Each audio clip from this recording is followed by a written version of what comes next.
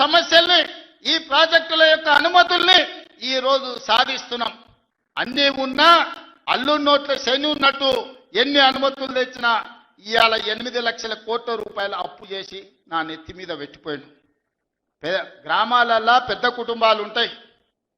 దావతుల కోసం విలాసాల కోసం తండ్రి అప్పులు చేసి అనుకోకుండా చచ్చిపోతే ఇంటి పెద్ద కొడుకుకు మొత్తం భారమై పడుతుంది.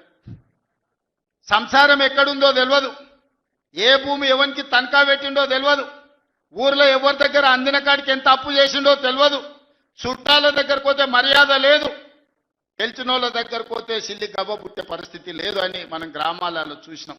ఇవాళ అచ్చంగా తెలంగాణ రాష్ట్ర ముఖ్యమంత్రిగా నా పరిస్థితి కాదే.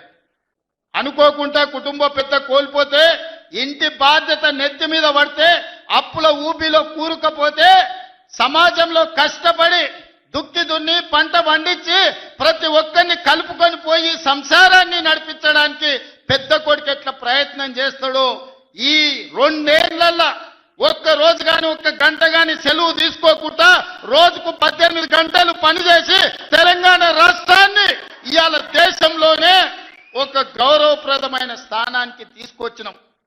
కానీ ఆయన 10 ఏళ్ళు సృష్టించిన గందరగోళం, చేసిన అప్పులు, తీసిన పరువు నిలబెట్టాలంటే ఇది సరిపోదు.